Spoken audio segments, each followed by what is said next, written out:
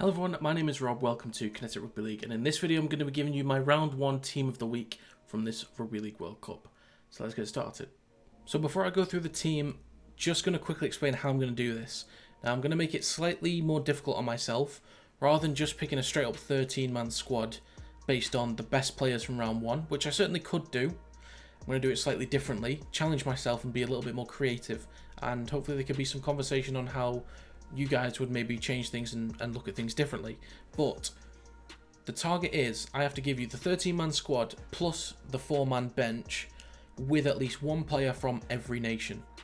Now, because there are 17, I get to pick 2 from one nation, but I cannot pick more than that. It's got to be 15 of the teams has 1 and one of the teams has 2. So that's how I'm going to do it. So I'm going to make sure that every team at least has a player selected.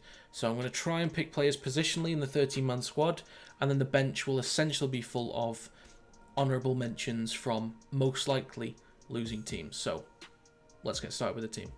So starting with the fullback, I've gone with Joseph Manu of New Zealand.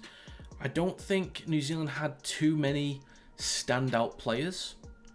Their game wasn't exactly anything special, but if you have to pick somebody in the New Zealand team to put in the team of the week, it's going to be Joseph Manu. The way he played, 2 great tries, strong running, he's going to have to be in the team. Moving on to the left winger, I've gone with Jake Mason. Scored a hat-trick.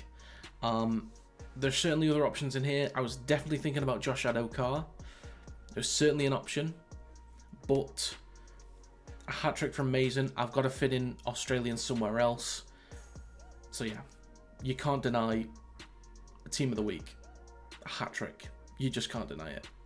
Onto the left centre now, I've gone with Toby King. Now, there were definitely other options. Justin Olam was certainly sticking out, but I've had to go with a different position for Papua New Guinea. Was definitely tempted to go with Olam, but Toby King had a solid performance, especially defensively, and wasn't too bad in attack either, so that's my Ireland pick. Moving on to right centre, we have Will Penasini. Got himself a try in the game against Papua New Guinea. There could have been other players from Tonga, like Kula, certainly could have been picked, or Kalamatangi was definitely an option. Sometimes I just forget certain players, but I've just thinking about who could go in that position. I think Will Penasini had a fairly solid game for Tonga, so he's going to be my right centre. Now my right winger is going to be Dominic Young. There were definitely other options I could have gone with. I was thinking about Jack Wellesby. I was thinking about George Williams, Victor Radley. You know, there were solid options that I could have gone with. But got himself 2 tries, I believe. Had a fantastic game. Really solid performance. So yeah, Dominic Young will be my England pick. Now moving on to the first player in the halves, I've gone with Cameron Munster. It kind of went under the radar, his performance, but got himself a few assists. Can't remember if he got himself a try or not, but he had a really solid game. He was extremely creative, offering a lot of support once Australia were able to break through the line, and got involved constantly throughout the game. I think he was definitely one of their best players. Onto the second player in the halves, I've gone with Lachlan Lamb of Papua New Guinea. As I said in my match review video against Tonga, he was outstanding. He was a quality player. Got himself a try, was opening up the Tongan defence, was really professional, had a clean, clinical game, and yeah, as I said before, I wanted to pick Justin Olam. I could have picked Carl Labert. I could have picked Ipape. But I've gone with Lachlan Lamb. To make the strongest team from week 1, I think Lachlan Lamb is a very fair pick. The first prop, I've gone with Jordan Desiree of France. Got himself the opening try in the game against Greece in round 1.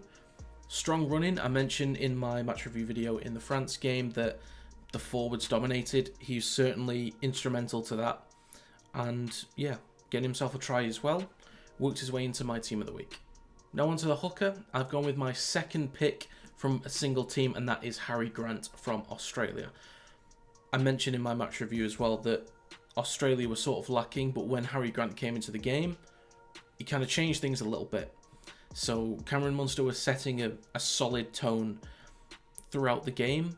Ben Hunt was fine, But when Harry Grant came on, there was just a different tempo, completely different level to Australia, and that's what allowed them to sort of start breaking away from Fiji a lot more, creating a lot of chances, putting the forwards on the front foot a lot more, giving them better field position. So yeah, Harry Grant is going to be my second pick from Australia. The second pick at prop was difficult for me to make, but I've gone with Davy Moale at the Cook Islands because I need to pick somebody from each team. I was struggling to think of which forwards in the Cook Islands impressed me the most. I think most of them had a solid enough game. They ran really well. As you know, a whole team, they got a ton of post-contact meters. But the thing that just stuck out for me was his try. His moment of barging so many players over and easily breaking away for a try is just what gave him the edge. So I'm going to have Davy Moale, as my Cook Islands pick. Now moving on to the second row on the left-hand side, I'm going to go with Viliami Kikau. Now in terms of every other player in the squad, there isn't anyone else that I'm impressed with on any real level. Now when you play against Australia, it's always going to be difficult to show what you can really do to your full potential.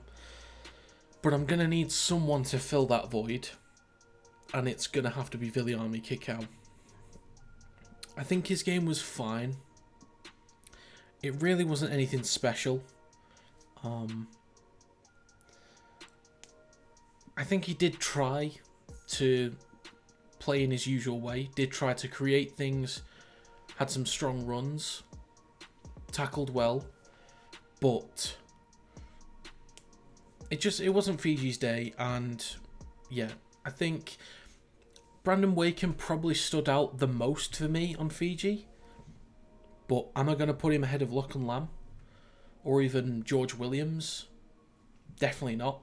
So I need to pick someone, so I've gone with Viliami Kikau. Now moving on to the second row on the right hand side, I've gone with Ewan Aitken. I thought he was pretty damn good against Italy. Nothing too flashy, but it was a really strong performance. Put Scotland on the front foot a lot. I mentioned in my match review video that they had some really good field position, and players like him and James Bell were really important in getting that field position. James Bell plays at lock, and he was certainly an option I was considering, but I have gone with somebody else. So Ewan Aitken is going to take my right second row position. I think the only other player I maybe could have considered was Bailey Hayward for his efforts, but he's not getting in ahead of Wellesby or Munster or Labert or the majority of other players. But I think having to pick someone from Scotland, I think that works out quite well, because I think Aitken was probably one of their top 3 players from round 1, and I needed to fill right second rower, so Aitken works out nicely. Now to finish off the 13-man squad, I've gone with Billy Magoulias from Greece at lock. I thought he had a very solid game, ran hard down the middle, definitely was part of the forward pack getting on the front foot whenever they did have control. I mentioned that France definitely looked more dominant compared to Greece, and they obviously were. But in the moments where Greece looked as strong as they did, Billy Magoulias was certainly part of that. Getting involved in the attacking structure when the ball was moved from left to right and right to left. A few kicks in there as well. But yeah, in the moments where Greece looked solid, Billy Magoulias was one of the most influential people on that team that certainly got Greece moving whenever they looked strongest. So yeah, Billy Magoulias finishes my Greece pick, and that is my 13-man squad. Now to finish things off with the bench. The 4 teams that I've not accounted for yet are Samoa, Jamaica, Wales and Lebanon. Now looking at those players, I've gone with Joseph Suwali of Samoa, I've gone with Alex Young of Jamaica, Ollie Olds of Wales and Mitchell Moses of Lebanon. Don't think Samoa had any standouts really. The only one that comes to mind is Joseph Suwali. Had a few individual moments of brilliance and not much else. Alex Young got involved in a lot of the defensive scrambles and was really strong on the line. Ran hard from the back when he was collecting the ball and just really got stuck in. I could have picked Golding, could have picked Lawrence, but I was happy with Alex Young. Ollie Olds got himself a try for Wales. It was a great step and dart towards the line. I thought he was very creative, got involved a lot, really worked hard and tried to make things happen in attack.